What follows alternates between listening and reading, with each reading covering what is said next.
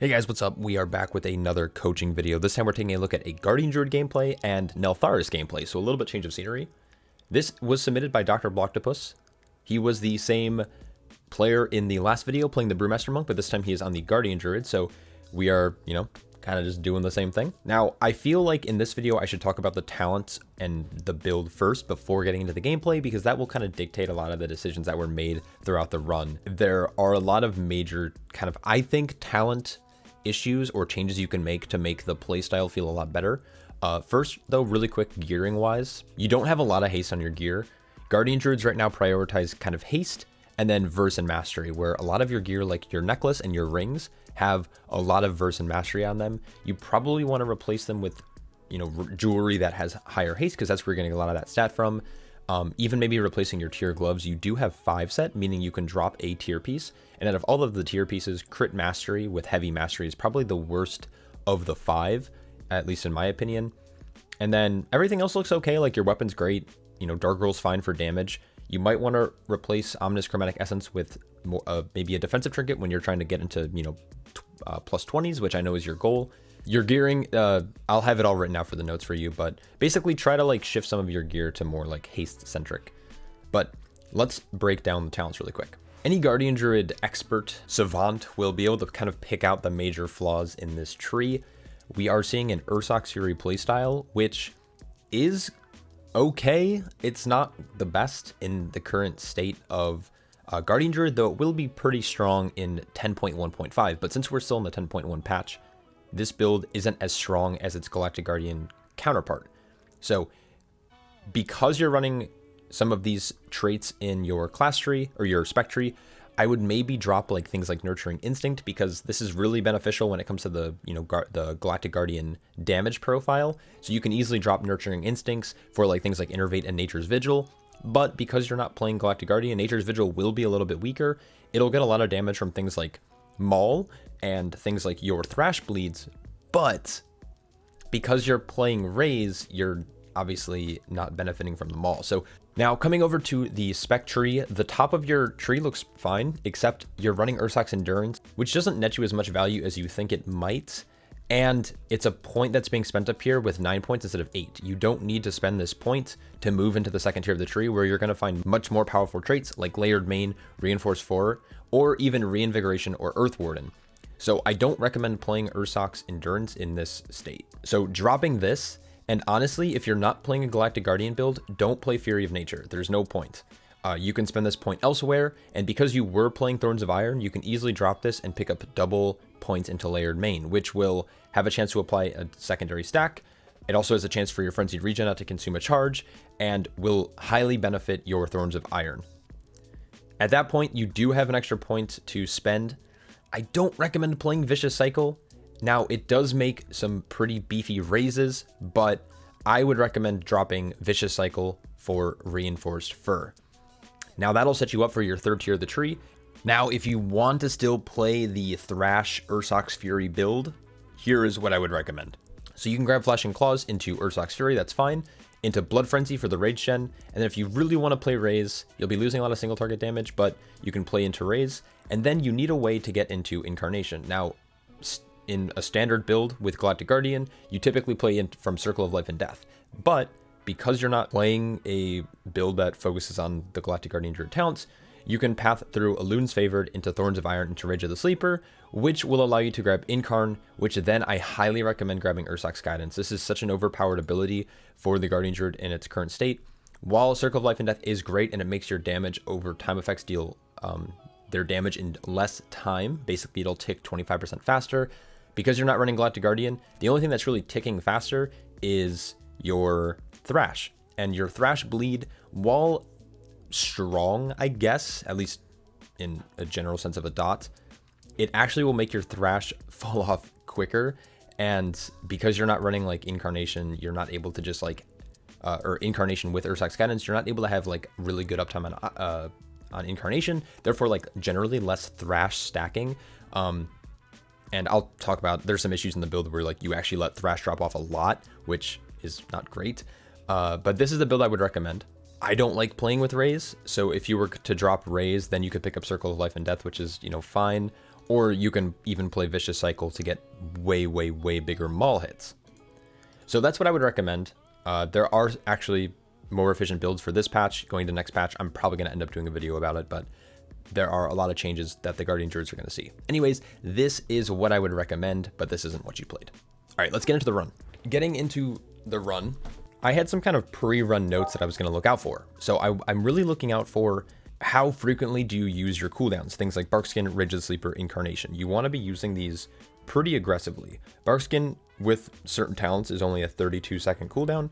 Rage of the Sleeper, very massive damage cooldown on a 1-minute CD. And then of course, Incarnation typically has cooldown reduction, but when you're not playing the cooldown reduction talent, you're not going to see that. But still really powerful Incarnation. And then on top of that, during Incarnation, are you doing the rotation right? Are you prioritizing like Thrash and Mangle? Or are you filling with random abilities that don't benefit the Incarnation cooldown? So basically the main things I'm looking out for is, do you consistently Thrash and Mangle on CD? And then how do you fill your MTG CD windows? Are you using Frenzied Region at the right time? How often do you Rage Cap? And do you use your cooldowns aggressively? Those are kind of like the 5 main things I'm looking at. You start off this run kind of awkwardly. You only pull 2 targets. Which means that you're going to be sitting on Incarnation because you decide not to use it on 2 targets, because why would you? As a Guardian Druid, you are pretty much immortal during Incarnation. That was 30 seconds, and a little bit after that even. So I would recommend being a little bit more aggressive with the first pull. Now there's 2 strategies to this. You can either pull these first 2 guards to the left and just do a two-pack pull, 6 targets. This is pretty kind of nasty for tanks because of the guards. Or another option is you can go to the right side and use some of the burning chains early on in the dungeon and then head back towards Magma Tusk. There are strategies that are, they differ depending on pugs, but in this sense, let's just say you should typically pull these 2 guards and just run to the second pull and pop Incarnation there just to get on a cooldown. And then DPS don't feel as bad because now DPS are sitting on their CDs as well. All right, anyways, we do get to the second pull finally, and it looks like you're looking for the patrol, but if you don't double up the first pull, it's most likely that the patrol will be long gone, and you're going to have to wait for a different patrol point.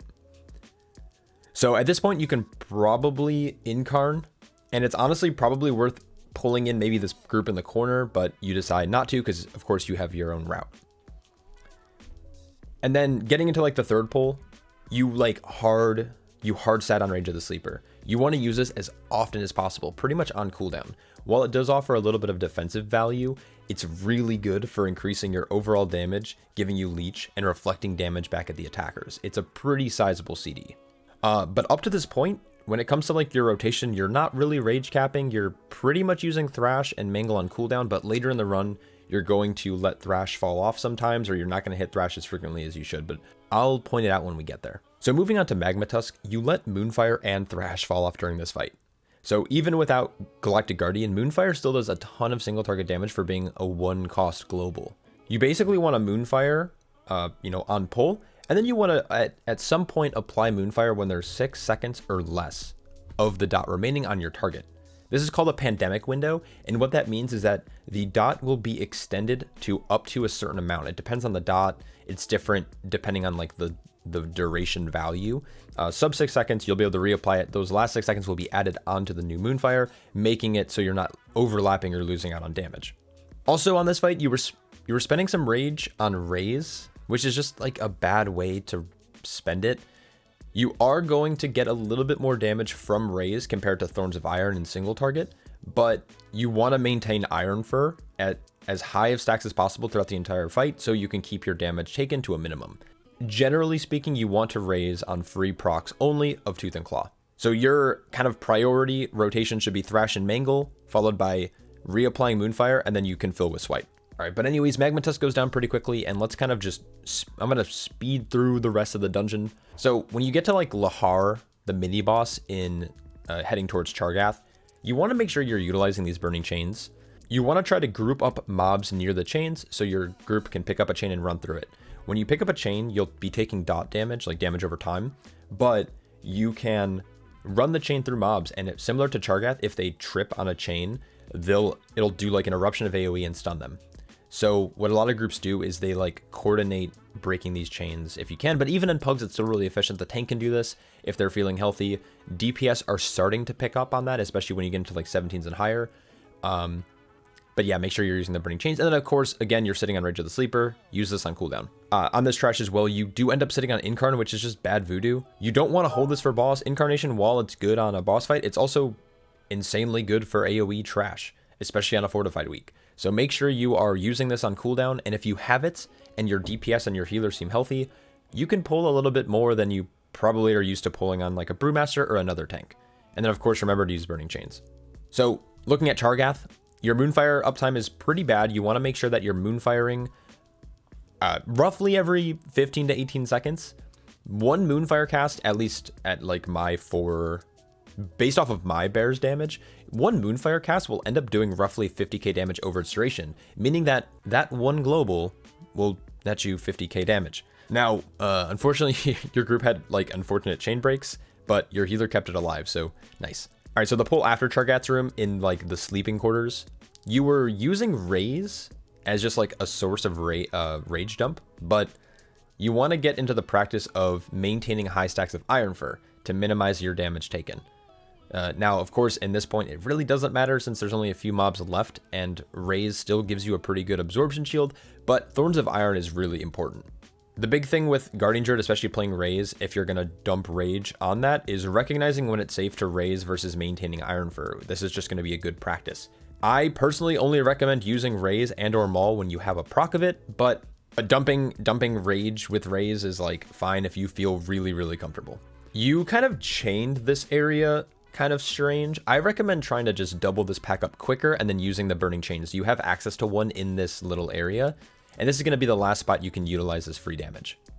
And then again, I've said this before, but this is another pull where you actually ended up sitting on Rage of the Sleeper, and I'll just mention it again. Don't think of this as a defensive, but instead as like an offensive CD. And then one minor thing, but watch your targeting.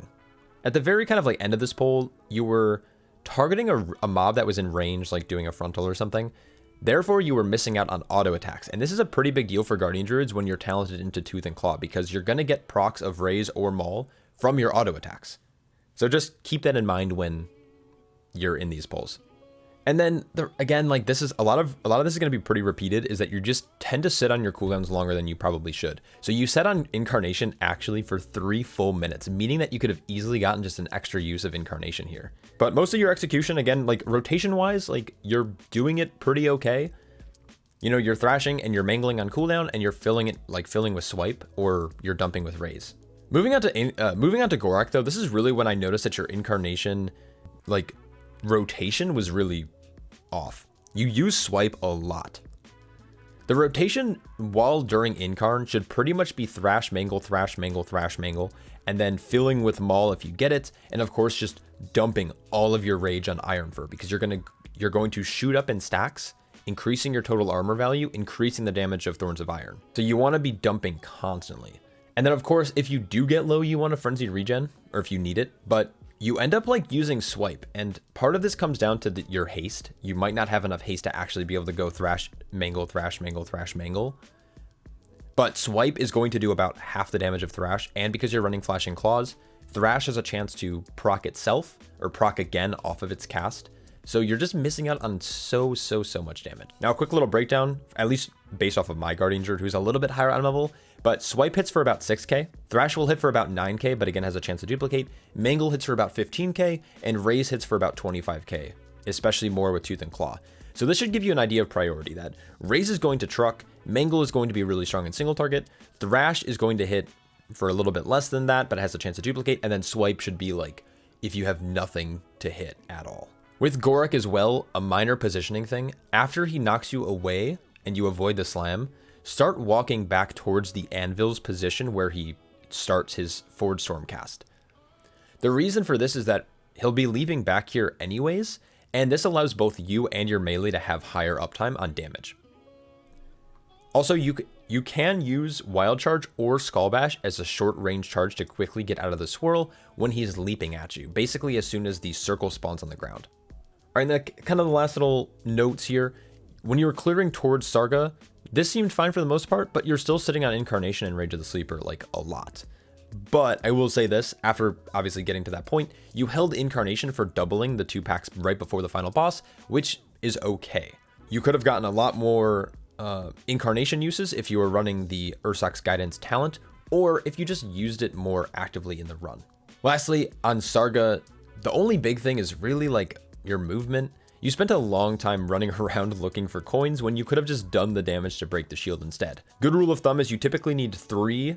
4 is safe, but 3, if you use 3 weapons on the shield and a little bit of player damage, you can typically break it as well. Just make sure you pick up coins early, and especially if you're the tank player. All right, and that pretty much concludes the run. So let's kind of just overall note summary this video. So after watching it back, you often would miss out on a lot of thrash damage. Thrash is one of your strongest AoE abilities, and you want to be hitting it pretty much every 6 seconds if there's multiple targets. So there were, every once in a while, you would sit on Thrash for a few globals, which stacks up over time, over the course of the run. So it's an uncapped ability, and it applies a dot, it does a fair bit of damage, and it also gives you a good bit of healing when you're running Flashing Claws and Ursac's Fury. So make sure you're hitting Thrash more frequently during a lot of this AoE. Your Moonfire and single target is also pretty bad. On almost every boss fight, you let it fall off for a long period of time.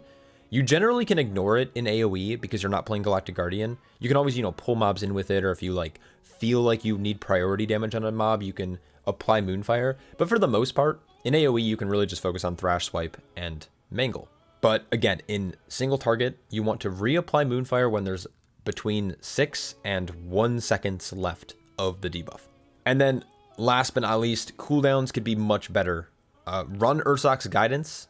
I think this is a must in my opinion, but even without running it, you could have at least gotten 2 more uses out of Incarn, maybe even 3. Not to mention that you're hitting Swipe too much while in Incarnation. Now this could be, part of it's probably your haste levels, but you should probably just, you should be able to mostly spam Mangle and Thrash during that cooldown, accompanied with procs of Tooth and Claw. And then kind of piggybacking off of that, cooldowns like Rage of the Sleeper should be used way more aggressively.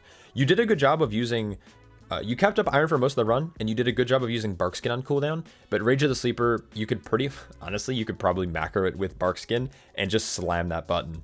But yeah, that pretty much does it. Of course, Dr. Blocktopus, thank you so much for, sending me this footage. It was fun to review your Brewmaster Monk, and it was fun to review this. I hope that this information kind of helps, and I hope anyone who's watching this video also, slightly benefited from it. I know that your goal is to start pushing into the 20 range, so let me know if you have any questions, and I can't wait to see your IO climb even higher than it is now. All right, anyways, thank you guys so much for watching. Huge shout out to my Patreon supporters who allow me to do this, and yeah, I just can't thank you guys enough. Hope you're all staying happy, healthy, and I'll catch you all in the next one. Peace.